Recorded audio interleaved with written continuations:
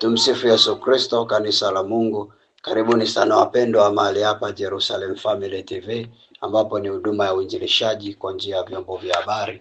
Ni siku nyingine tena ambayo tunakutana kwa ajili ya kuendelea na maombi yetu ya mafungo ya siku 12 kwa ajili ya kumshukuru Mungu kwa kutusaidia tumeweza kumaliza salama mwaka 2025, lakini pia na kupanda mbegu kwa ajili ya mwaka ujao 2026. Kila siku moja ya maombi inawakilisha mwezi mmoja katika mwaka, na ndio maana ni mafungo ya siku 12. Na upande wa asubuhi tunasimama kwa ajili ya shukrani juu ya mwaka uliopita, na ndio maana asubuhi ya leo tulishukuru kwa ajili ya matukio yote ya mwezi wa pili. Tulitumia lango la mwezi wa pili kumshukuru Mungu kwa ajili ya mwaka mzima. Muda huu wa jioni tunaendelea na mwezi wa pili huo. Muda huu wa jioni tutaenda kusimama kwenye lango la mwezi wa pili la mwaka 2026. Tutapanda mbegu kwenye ile lango la mwezi wa pili la mwaka 2026 ili Mungu akae pamoja nasi katika neema yake. Karibuni sana wapendwa. Kama ni mgeni mahali hapa, naitwa Mwalimu Petro, niko jimbo la Arusha nchini Tanzania. Ndiye ambaye Mungu ananipa nafasi kuwepo mahali hapa. Karibuni sana sana sana wapendwa. Maombi haya yanaambatana na mafungo ya kujinyima chakula kwa muda wa masaa zaidi ya 12. Unapomaliza mafungo, sali sala ya shukurani, fungua kwa chakula. Sikiliza hili somo na tuombe pamoja. Asubuhi tunaendelea na mafungo, unaanza kwa neno la asubuhi, hivyo hivyo tunaendelea katika hali ya sala. Lakini pia unapokuwa nyumbani kwako idha mchana, tenga tena muda binafsi nje na tunaokutana hapa. Endelea kusali zaidi kwa ajili ya hizi nia. Lakini pia tunaendelea na sadaka pia ya kupanda mbegu pamoja na ya kushukuru. Upande wa asubuhi na jioni kadiri Mungu anavyokuongoza. Karibuni sana wapendwa. Ni muhimu mno kuanza mwaka na sadaka na kumaliza mwaka na sadaka. Na ndiyo maana hata wale wa upande wa pili ikifika kama hivi mwisho wa mwaka wanaenda zao kutoa kafara kwenye mizimu. Kwa nini? Wanaelewa hii kanuni. Sasa sisi tunaye Mungu aliye bora kuliko waganga, na ndiyo maana tuhakikishe tunashiriki haya maombi tukiambatanisha na sadaka zetu. Ina maana sana kwenye maisha yako. Karibuni tufungue kwa sala, tuanze rasmi siku ya leo. Kwa jina la Baba na la Mwana na Roho Mtakatifu, amen.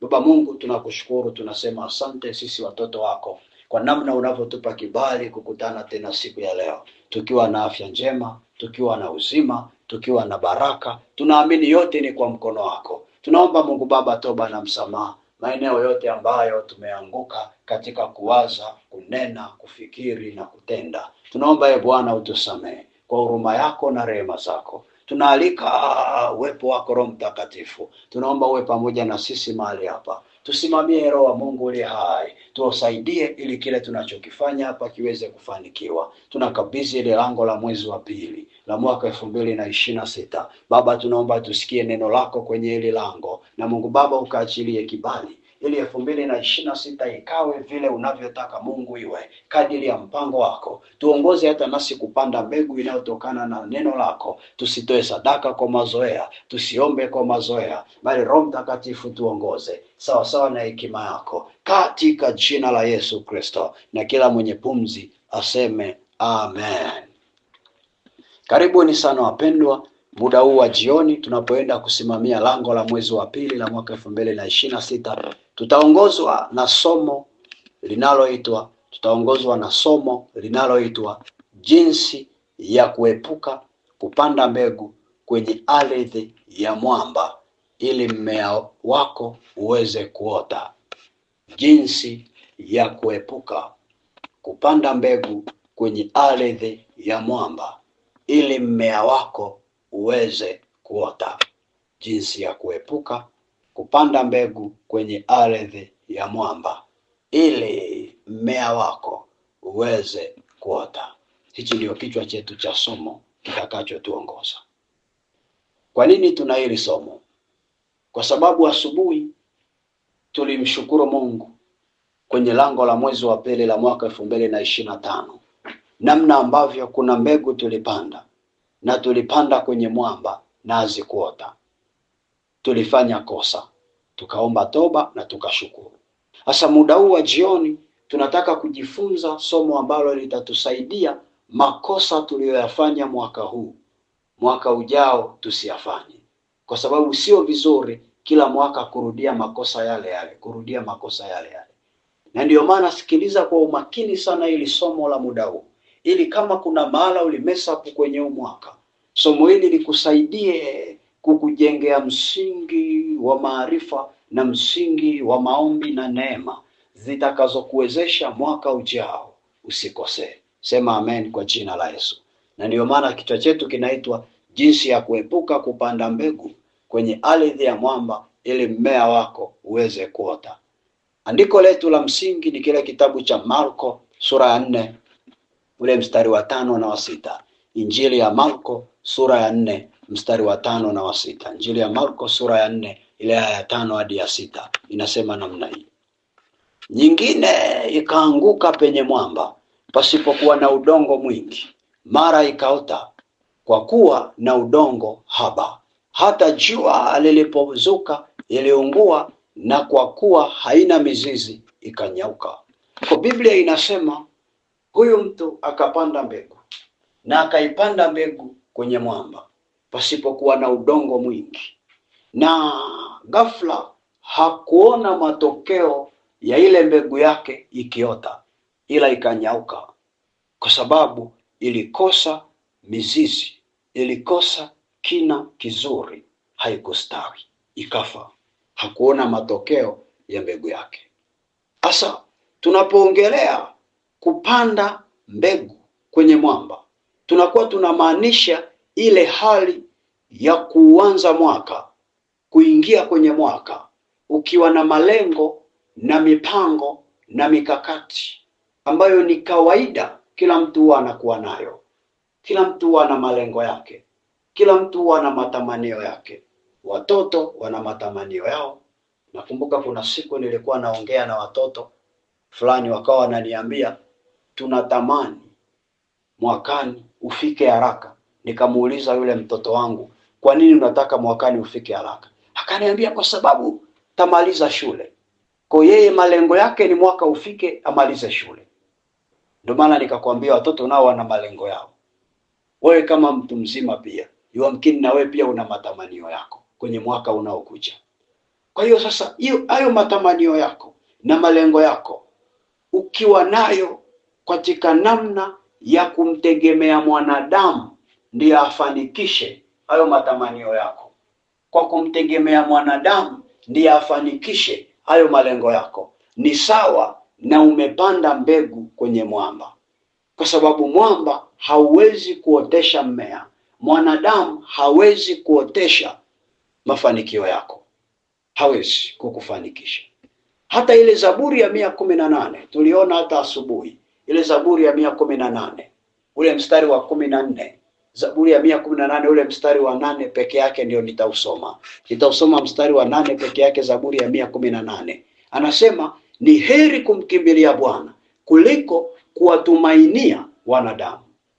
Kwa anatusemesha mapema kwamba ni heri umkimbilie Bwana kuliko uwatumainie wanadamu, kwa sababu mwanadamu anakufa. Mwanadamu ni mavumbi, muda wowote anakufa, muda wowote anafirisika, muda wowote anapoteza, muda wowote anafukuzwa kazi, na wewe ndio umemtumainia, huwezi kuona chochote. Watu wa Mungu wale hai, malengo tulio nayo kwenye hili somo la jioni, malengo tulio nayo ni kujifunza namna ambavyo Mkristo unavyoweza ukaepuka kupanda mbegu kwenye mwamba, uweze kupanda mbegu kwenye udongo mzuri, ili uone mavuno mema kwenye mwaka mzima. Kwa lugha nyingine naweza nikasema namna hii, malengo ya hili somo ni kujifunza namna ambavyo unaweza ukaishi kwa kuepuka kuwategemea wanadamu. Ni kujifunza namna unavyoweza ukaishi kwa kuepuka kuwategemea wanadamu, bali ukamtegemea Mungu ili uweze kuona mema ndani ya mwaka 2026. Sema amen kwa jina la Yesu. Kile kitabu cha Injili ya Mathayo sura ya 18 sura ya 13 ule mstari wa 8. Injili ya Mathayo sura ya 13 mstari wa 8. Injili ya Mathayo 13:8 inasema namna hii: nyingine zikaanguka penye udongo mzuri, zikazaa 100, 160, 130.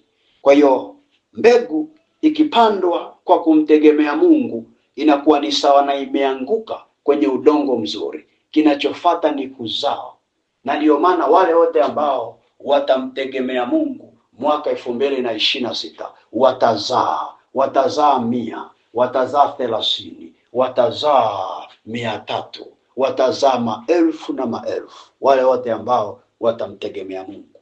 Na ndio maana jana nilikusemesha 2026 mtu ambaye ataingia bila kumtegemea Mungu atateseka sana kwenye huo mwaka, ila yule atakayemtegemea Bwana, yule atakayemtegemea Bwana ataona mema.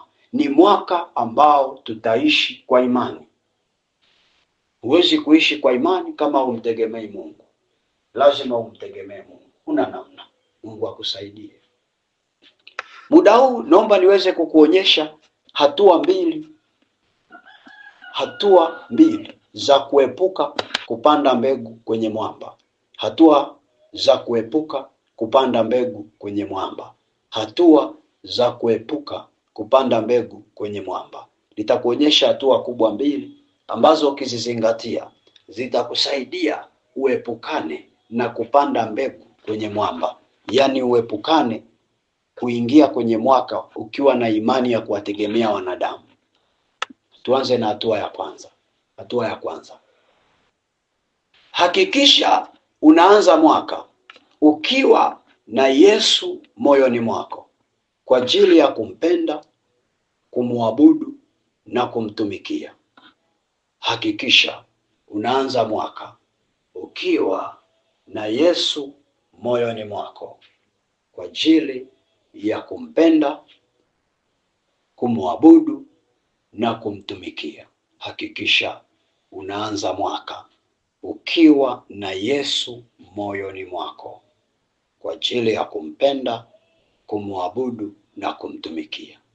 Sawa na kile kitabu cha Injili ya Luka sura ya 4 ule mstari wa 8. Injili ya Luka sura ya 4 ule mstari wa 8. Injili ya Luka sura ya 4 ule mstari wa 8 inasema namna hii: Yesu akajibu akamwambia, imeandikwa, msujudie Bwana Mungu wako, umwabudu yeye peke yake. Kwa tunaona ni amri tumewekewa, msujudie Bwana Mungu wako, umwabudu yeye peke yake. Na ndio maana ni muhimu kwangu na kwako kuhakikisha tunaposimama kwenye lango la mwezi wa pili la mwaka 2026 lazima tukauanze mwaka katika mioyo yetu tukiwa na utayari wa kumweka Mungu moyoni. Na unapomweka Mungu moyoni, umweke kwa ajili ya kumwabudu na kumsujudia. Angalia hata kitabu hichi kingine kinavyosema. Kitabu cha Injili ya Luka sura ya 10 ule mstari wa 27 peke yake. Injili ya Luka sura ya 10 mstari wa 27 peke yake. Injili ya Luka sura ya 10 mstari wa 27 peke yake. Anasema, akajibu akasema, mpende Bwana Mungu wako kwa moyo wako wote, na kwa roho yako yote, na kwa nguvu zako zote, na kwa akili zako zote, na jirani yako kama nafsi yako. Oh, haleluya! Wana wa Mungu aliye hai, msifu Yesu Kristo, kanisa la Bwana. Kwa tunaona hili neno linavyosema vizuri kwamba mpende Bwana Mungu wako kwa moyo wako wote, na kwa roho yako yote, na kwa nguvu zako zote, na kwa akili zako zote. Ina maana kwa lugha nyingine, ujimalize kila kitu chako kimpende Mungu. Ni vile tu ameshindwa kueleza zaidi. Ina maana hata kumpende pia kwa mikono yako yote, kwa miguu yako yote, kwa macho yako yote, kwa kichwa chako chote, kwa tumbo lako lote, kila kiungo chako kiwe kinanukia upendo wa Mungu, kiwe kinanukia upendo wa Mungu. Hakikisha umeweka hiyo mentality, hakikisha umeipokea na umeiamini kwenye moyo wako, na unaanza mwaka na unatembea kwenye mwaka ukiamini kwamba 2026 nitatembea katika spidi ya kumpenda Mungu. Nikifika Januari nitampenda, Februari nitampenda, Machi nitampenda, Aprili nitampenda, Mei nitampenda, Juni nitampenda, Julai nitampenda, Agasti nitampenda, Septemba nitampenda, Oktoba nitampenda, Disemba nitampenda, mpaka Novemba, Disemba zote nitampenda. Mwaka mzima unanukia upendo wa Mungu. Ukiishi katika imani ya namna hiyo, moyo unaomcha Bwana ndio chanzo cha mafanikio ndani ya mwaka. Kwa ukiishi na mentality ya upendo wa Mungu, kitu cha kumcha Bwana kinatokea, kitu cha hofu ya Mungu kinatokea. Na hofu ya Mungu inapokamata maisha yako, kinachofuata ni mafanikio kufululiza kwenye huo mwaka kwenye maisha yako. Shida ni kwamba tunataka mafanikio kwenye mwaka nje na kumpenda Mungu. Hakuna mafanikio nje na kumpenda Mungu. Kunaanza kumpenda Mungu ndiyo mafanikio yanafuata. Ukimpenda Mungu, mafanikio yanakuja yenyewe. Ukikuta mtu anatafuta mafanikio, hana uelewa na masuala ya kiroho. Anayeelewa sheria ulimwengu wa roho atafuti mafanikio, anatafuta kumpenda Mungu. Kwa sababu ukimpenda Mungu, mafanikio yatakutafuta. Hatutafuti mafanikio, ila mafanikio yanatutafuta sisi. Wapagani wanatafuta mafanikio, Wakristo mafanikio yanawatafuta. Kwa ukitaka mafanikio ya kutafute, mpende Mungu. Ukitaka mafanikio ya kuandame, mpende Mungu. Wewe kaa tu kwenye kumpenda Mungu namna hii, baraka zitakujilia na kukupata. Biblia haijasema utaziendea baraka. No. Imesema baraka zitakujilia na kukupata. Uwe mjini, zitakuja mjini na kukupata. Uwe kijijini, zitakuja kijijini na kukupata. Kwa nini? Kwa sababu umekaa kwenye kanuni ya kumpenda. Roko shandarabasaka. Mungu akusaidie upendo wake uingie na wewe 2026. Ukakupe haja ya moyo wako. Ukajibu yaliyoshindikana miaka mingine. Ukakuonyeshe ulioyakosa kuyaona miaka mingine. Ikakufungulie njia zilizoshindwa kufunguka mwaka huu. Ikakuletee matokeo ulioshindwa kuyaona mwaka huu. Ikakupe faraja uliposhindwa kufarijika.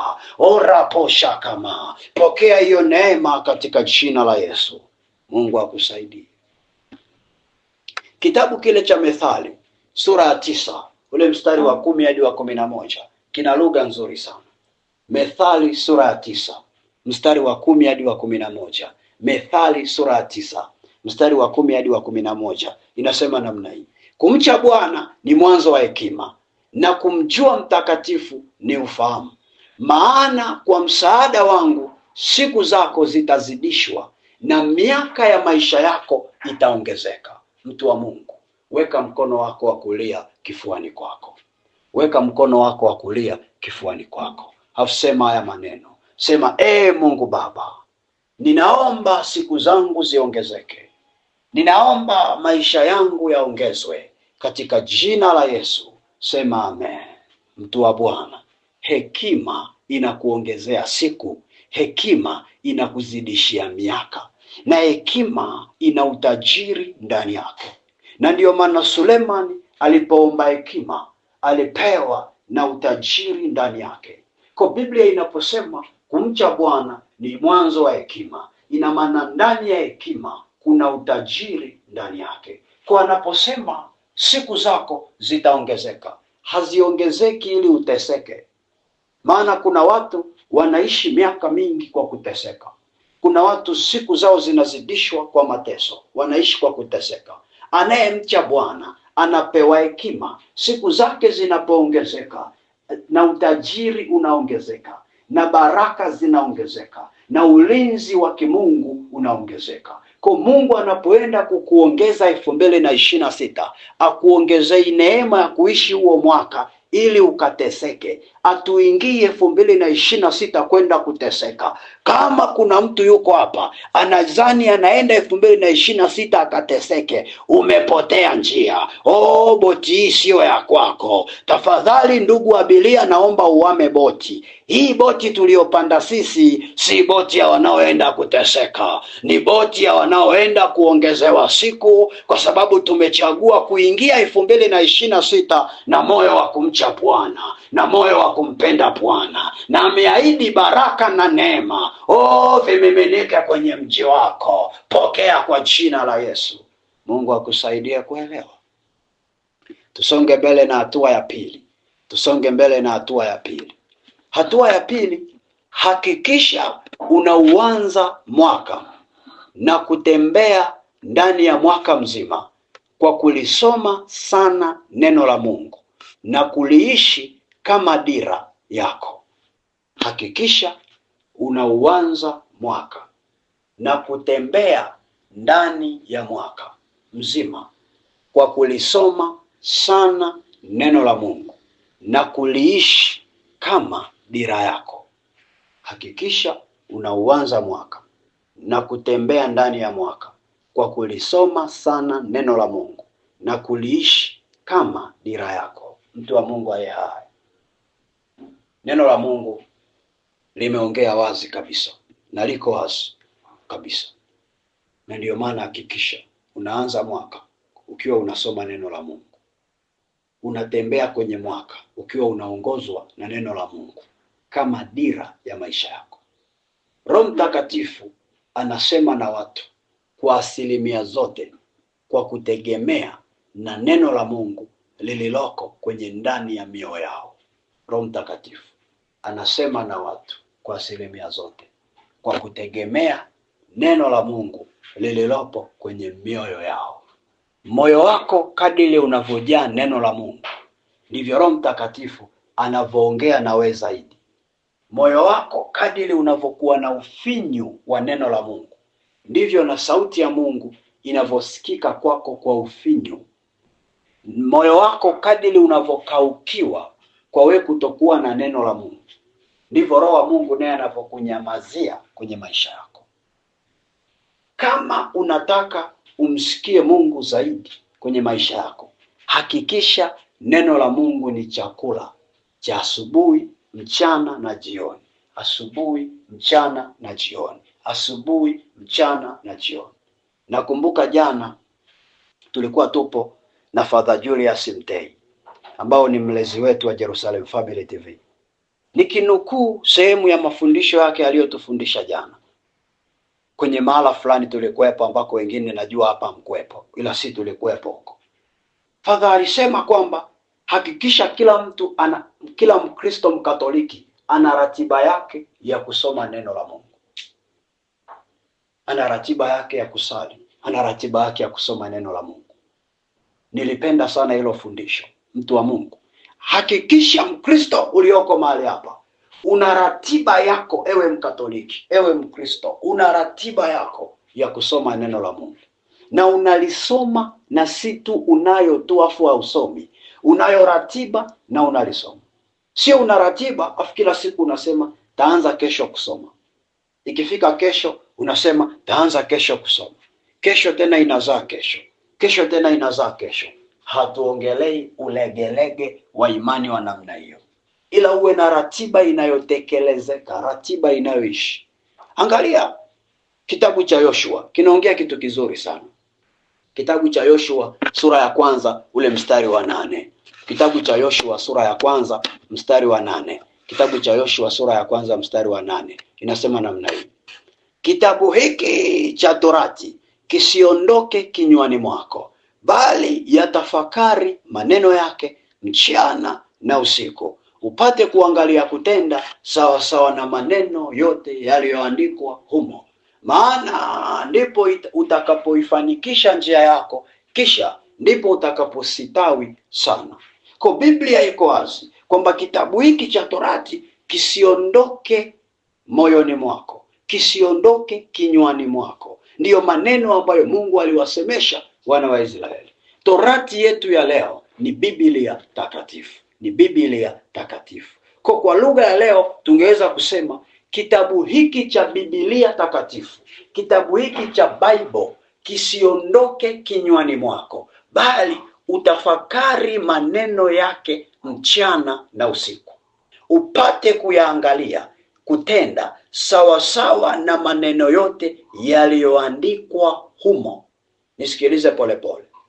Biblia inaposema upate kutenda sawasawa na maneno yote yaliyoandikwa humo, utayajuaje yaliyoandikwa bila kuyasoma? Kumbe ni lazima niyasome, nikisha yasoma niyajue, nikisha yajua niyatende, niyaishi sawasawa na yalivyosema. Mahala ambapo yamesema nisiseme uongo, nitende bila kusema uongo. Mahala ambako pamesema muabudu Mungu peke yake, usitambike, ni muabudu Mungu peke yake, nisitambike. Hata kama wananipigia simu ni mwisho wa mwaka niende Kibosho tukakutane kule tukatambike, mimi siendi, kwa sababu neno nililosoma halikubaliani na kutambika. Si kama tunaelewana, watu wa Mungu wale hai? Halo kanisa la Bwana, Mungu akusaidia kuelewa. Sasa utakapotenda sawasawa na hilo neno, Biblia inasema ndipo utakapoifanikisha njia yako, kisha ndipo utakapositawi sana. Kwa hiyo kumbe, kuifanikisha njia yangu, kusitawi sana, kunatokana na kitabu cha Biblia kuwa kinywani mwangu na mimi kutenda sawasawa na kitabu cha Biblia kinavyosema. Narudia tena hizi sentensi. Kuifanikisha njia yangu, kusitawi katika maisha yangu, kunategemea na kitabu cha Biblia kuwa kwenye moyo wangu na mimi kuishi, kutenda sawasawa na kilichoandikwa kwenye Biblia. Ukitaka kustawi, ishi kama Biblia ilivyoandikwa. Ukitaka kuongezeka, ishi kama Biblia ilivyoandika. Na ndiyo maana malengo yako ulionayo, mipango yako ulionayo kwa ajili ya mwaka 2026, kama ukianza mwaka bila kuwa na neno kwenye moyo wako, bila kuishi katika neno ndani ya mwaka, malengo yako ni bure, hayatatimia. Hii ni siri Roho Mtakatifu anakupa mapema. Lazima usome Biblia, uamini kilichomo kwenye Biblia, ndipo utaongezeka na njia yako itastawi. Na ndio maana nilikueleza mapema, 2026 ni mwaka wa kuishi kwa imani. Wasio na imani watateseka sana kwenye huo mwaka. Na siri moja iliyopo, kilichomo kwenye Biblia lazima ukisome na lazima ukiamini. Hauwezi tu kukiishi kama hujakiamini. Ni mwaka wa imani, mwanzo mwisho. Angalia hata ile Torati 8:1 imeongea vizuri sana. Tumalizie nao mstari afu twende tuombe. Torati 8:1. Kumbukumbu la Torati sura ya 8 mstari wa kwanza. Inasema namna hii: amri hii ninayokuamuru leo mtaishika na kuitenda. Ramosha karaba. Sikia, mtaishika kuitenda. Afu mkisha itenda mpate kuishi na kuongezeka. Jamani, Mungu akusaidie kusikia. Yaani natamani nifungue moyo wako, nikumiminie huu uelewa.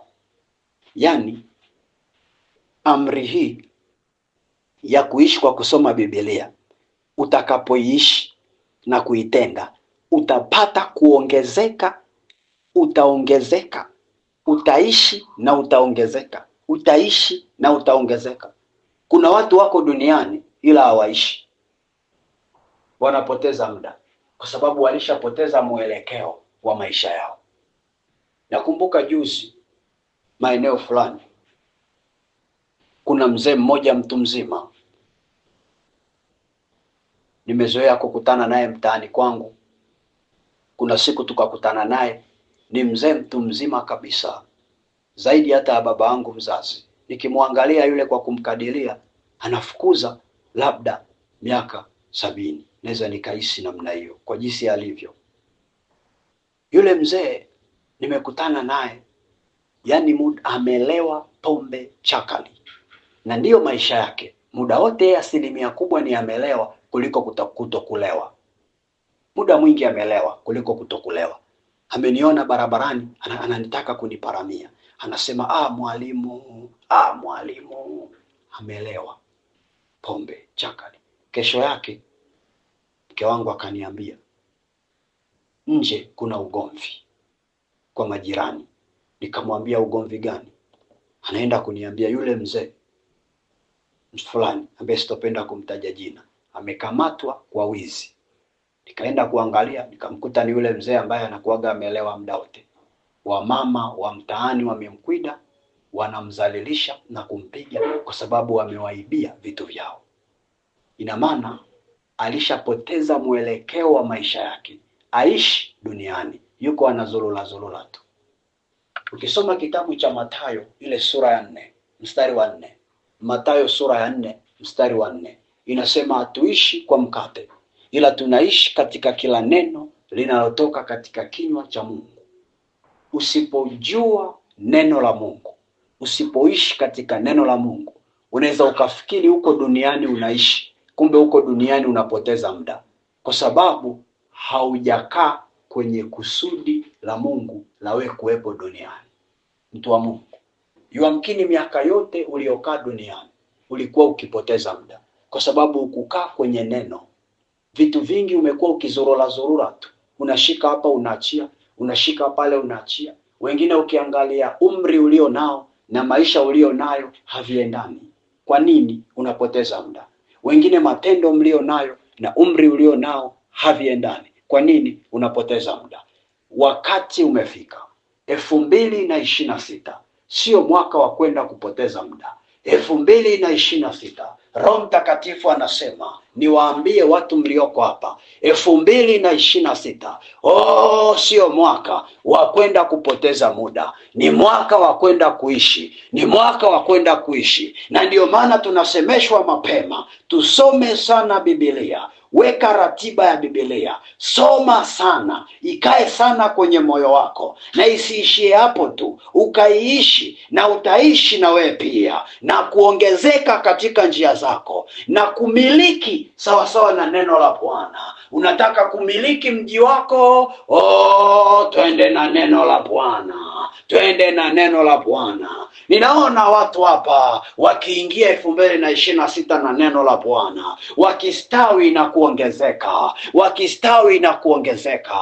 Ninaona ardhi yenye ukame ikigeuka na kuwa ardhi inayostawisha. Ninaona ardhi yenye mwamba na iliyopasuka ikiwa ardhi tifutifu yenye udongo laini, yenye kuotesha mazao na kuleta maendeleo. Hiyo ardhi ni ya nani? Roho Mtakatifu asema ni ya mtu aliyoko hapa anayesikiliza muda huu, ambaye mambo yake mengi yalinyauka miaka mingi. Wakati wako umefika. Hebu tembea kwenye neno na wewe utaona ambavyo unastawi, utaona ambavyo unastawi, utaona ambavyo utaongezeka.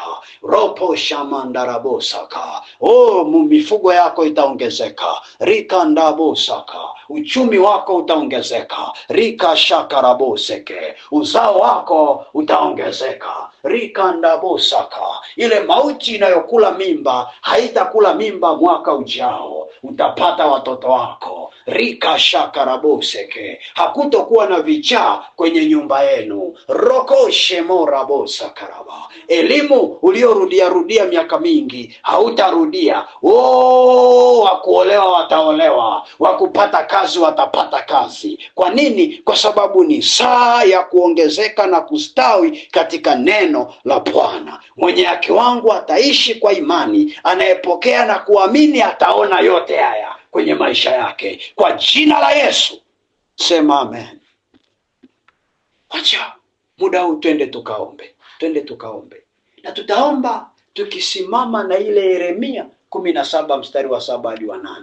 Inasema amebarikiwa mtu yule amtegemeaye Bwana, na anasema maana Bwana atamfanya kuwa mti uliopandwa kando ya maji, uenezao mizizi karibu ya mto. Hataona hofu wakati wa hari ujapo, bali jani lake litakuwa bichi, wala hatahangaika mwaka wa uchache wa mvua. wala hautaacha kuzaa matunda. Kuna uchache wa mvua unaenda kutokea. Kuna hali ya kupungukiwa kwa chakula inaenda kutokea. Lakini kwa wenye imani na kumtegemea Bwana, hamtaona hiyo shida, wala hamtaikumbuka kama ipo. Wewe weka imani yako kwa Bwana. Weka imani yako kwa Bwana. Mtu wa Mungu, kama umenielewa, kamata sadaka yako. Kama umenielewa, shika sadaka yako ndani ya moyo wako.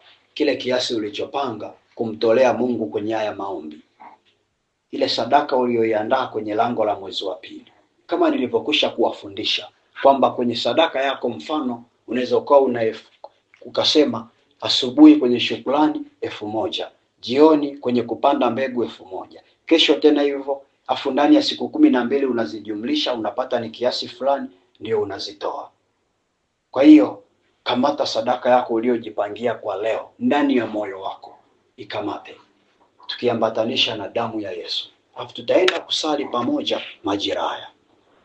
Tutaenda kusali pamoja kwa kusimamia lango la mwezi wa pili la mwaka 2026. Tutalitumia ile lango kupanda mbegu kwenye udongo mzuri, ili mwamba usitokee na mbegu yetu ikaote. Jesus, Jesus.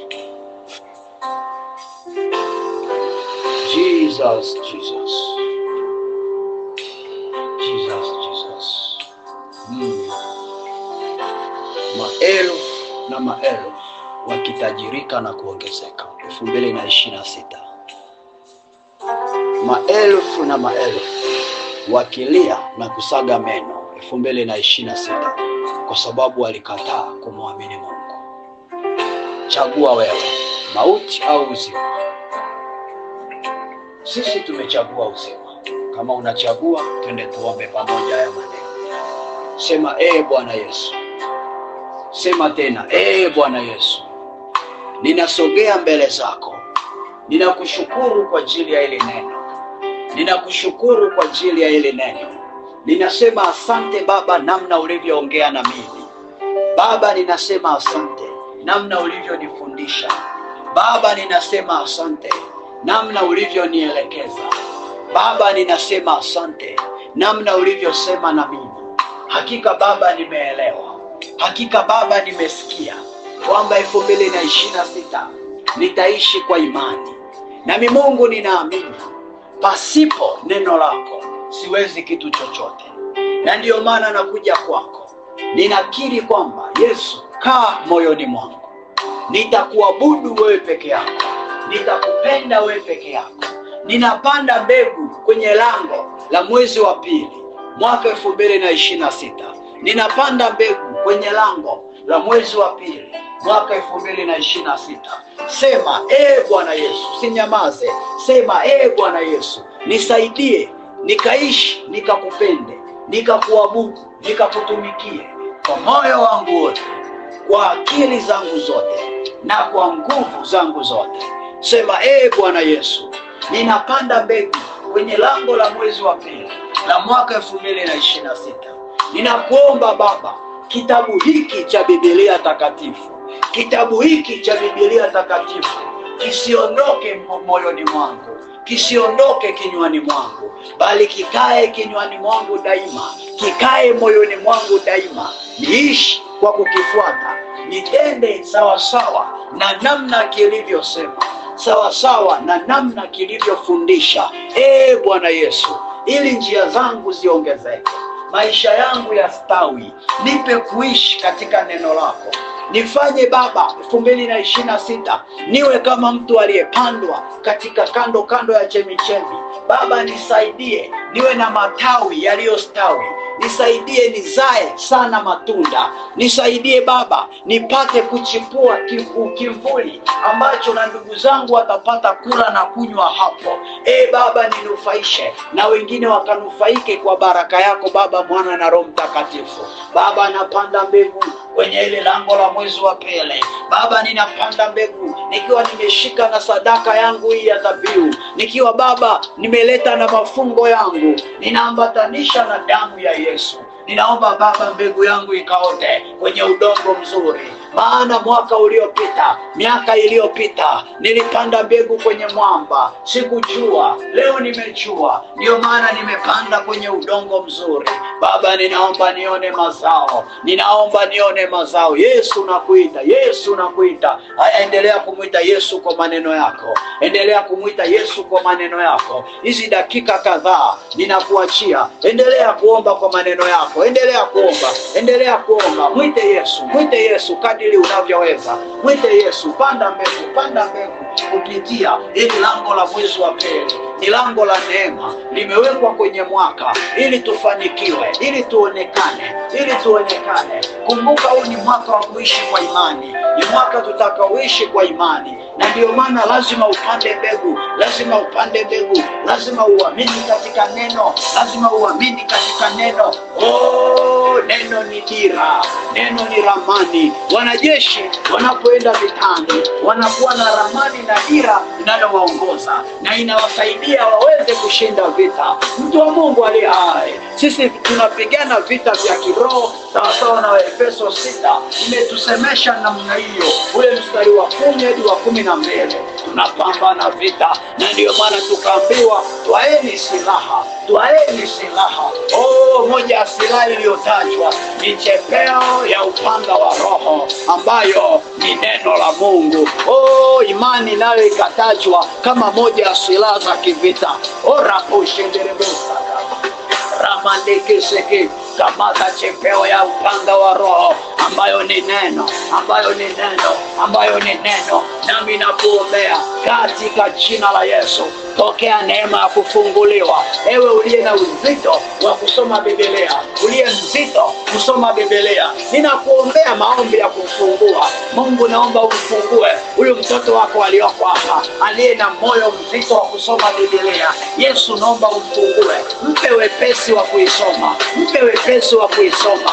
Maana Mungu Baba, umetoa siri hii siku ya leo kwamba watakaofanikiwa 2026 ni wale ambao kitabu cha Biblia kiko kwenye mioyo yao, ndio kinachoongoza maisha yao. Ndio maana Mungu, naomba umsaidie huyu mtoto wako, hichi kilema alichonacho cha kuto kusoma Biblia, kuishika anakuwa na uvivu, anakuwa na uzito. Baba, naomba umuondolee, mpe moyo wa kusoma, na akisoma msaidie kuielewa, msaidie kuielewa. Roho Mtakatifu, kaa pamoja naye, mfundishe polepole, mzamishe kwenye neno, ayaone asiyoyaona, ayasikie asiyoyasikia, apate asiyopata, ili 2026 aone mema, aone mema. Maana wako wengine mahali hapa, Bwana, walizoea kuteseka miaka mingine. Baba, umesikia mateso yao, Baba, umejibu maombi yao. Ndio maana umemleta hapa ili Mungu umtengeneze, ili umwandae 2026 asiwe yule aliyekuwa, asiwe yule aliyezoeleka, asiwe yule aliyefahamika, akawe mwingine mpya, akawe kiumbe kipya. Biblia inasema kipande cha shoka kilidumbukia kwenye maji, Elisha akamwambia kitoe. Kilipotoka akikutoka kama kilivyokuwa mwanzo. Baba, tazama mtoto wako, lakini kuna mahala alianguka, kuna mahala alianguka. Baba, ninaomba umuinue, naomba umuinue kwa upya, akainuke 2026 kama miaka mingine. Alianguka kibiashara, Baba kamuinue 2026, na kuombea roho ya kuinuliwa, na kuombea roho ya kuinuliwa. Pokea mbegu ya kuinuliwa kwa jina la Yesu. Hiyo mbegu ipandwe kwenye maisha yako sasa, ipandwe kwenye maisha yako. Wewe jitamkie mbegu ya kuinuliwa, mwambie Mungu, napanda mbegu ya kuinuka tena. Mwambie Mungu, napanda mbegu, maana ninawaona watu hapa mliwahi kuolewa, kwenye ndoa zikaanguka. Mwambie Mungu, napanda ndoa kwenye maisha yangu, ili Mungu akurejeshe ndoa 2026. Panda ndoa upya. Uliwahi kuwa na biashara, ukamiliki mamilioni ya pesa, lakini ghafla yameanguka. Mwambie Mungu, napanda lango jipya la uchumi 2026, nikashike fedha zaidi ya zile nilizowahi kuzishika. Raposha karaba. Panda hiyo mbegu, panda hiyo mbegu. Mandoto mabaya yanayokushambulia wakati wa usiku, mwambie Mungu, napanda mbegu vilivyopigwa kwenye lango la ndoto. Na panda mbegu mpya, panda mbegu mpya. Endelea kupanda mbegu, endelea kupanda, endelea kupanda. Ng'ang'ana na hili lango la kuinuliwa upya, ng'ang'ana na hili lango la kufufuliwa. Hata kama vilikuwa vimeanza kunuka, anakapofufua vinafufuka. Lazaro alikuwa ameanza kunuka, ila Bwana alipomfufua Lazaro alifufuka. Lazaro alifufuka. Yamkini wewe ndio Lazaro wa leo. Alimwita Lazaro, rafiki yangu njoo. Oh, anakuita na wewe njoo, anakuita na wewe njoo, anakuita na wewe njoo. Endelea, endelea, usinyamaze mpaka utakaposikia ule mzigo umekuachia ndani yako. Rabosha kama, endelea tu, ribosha manda. Hata kama mimi ukaacha kunisikia, wewe endelea mpaka huku ndani usikie umetosheka. Ramasha kama